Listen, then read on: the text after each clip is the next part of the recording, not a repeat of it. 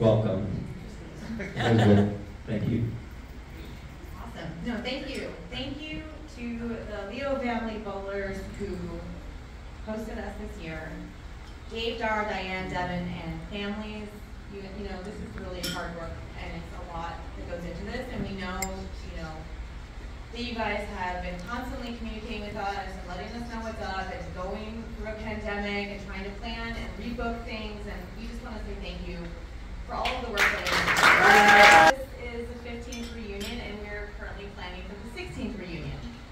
And as you know, my dad, Doug Voeller, well actually I should call his dad, Elizabeth Voeller. My dad was Doug. He's no longer with us, but he had myself and Matthew and Carmen, and my mom Terry, who you all got to socialize with before she left this morning. And your grandfather. And my grandfather, Fred Voeller. My dad was a numbers guy, so I wanted to kind of put this in perspective in terms of what we're about to do in the next reunion. It will also be put on potentially by the 4th generation of Ignaz's relatives, descendants. And the number 4 seems to keep coming up, so I just want you to recognize it as we start to plan for things, and maybe there's something in that numerology. My grandfather often told me that this is one of his favorite things to attend. He spent a lot of time advocating for future reunions and calling people up individually and personally to ensure that their family would attend, and that even that they would host or support in some way. So he was reunions and wanted to make sure that the families of his brothers and sisters got together on a regular basis. So when I spoke with him about the reunions, I knew that it was his expectation for the 4th generation of Ignaz to someday take over responsibility for these gatherings. So it is my pleasure and my great joy to honor my grandfather, Fred Voeller, tonight by offering Virginia Beach area for the 2025. The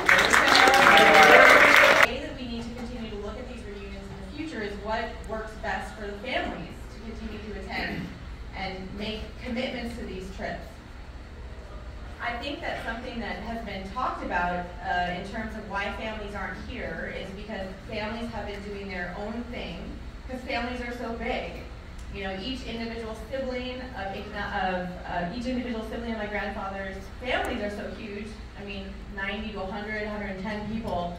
They have their own gathering, and that's the reunion. But that's not necessarily involving the rest of the family as was originally intended for these that were started in 1979. So we intend to, as part of our planning and preparation for this reunion, take a survey monkey of the families and find out what the next evolution of this event should look like.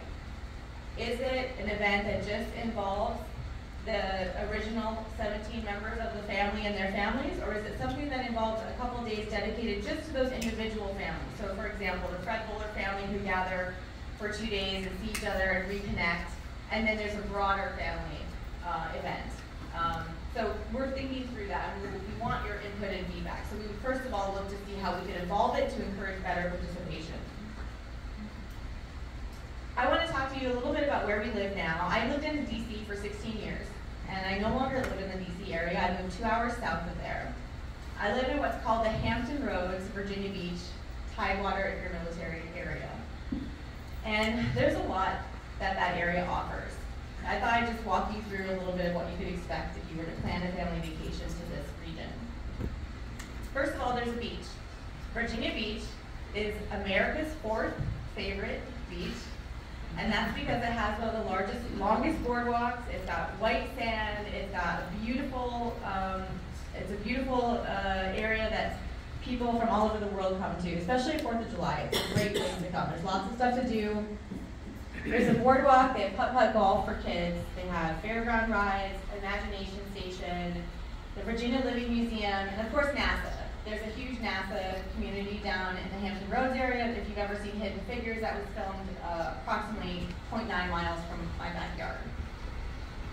There's also the Norfolk Botanical Gardens. There's the best historic triangle of U.S. history. For those of you who have seen Hamilton, you will know that Yorktown was the place that the battle that changed the direction of the Revolutionary War in the favor of the American revolutionists.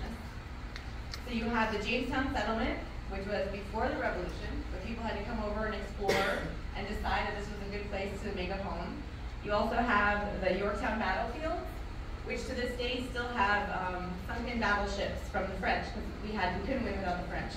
I know we hate to admit that, but it's true. So French and American battleships are the bottom of the York River, and there are scuba diving tours today that will take you down and show you those artifacts.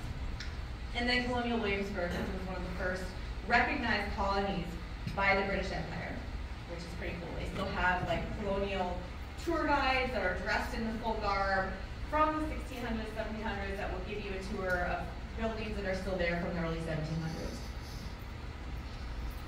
You can also take a history tour of the Colonial Williamsburg if that's your thing, and learn about what happened there. It's a very haunted place. I know that there's lots of haunted ghost tours that people like to go on. There's maritime history. The place where we got married is called the Mariners Museum. And this is because a lot of the naval battles were fought in the York River and the James River. There was a very famous battle called the Merrimack Battle, where the Monitor was sunk. It was a sunken ship in the James River. They have since resurrected that ship. It is now in a museum called the Mariners Museum, where Robert and I got married. And you can see a full walkthrough of the actual ship that's been restored.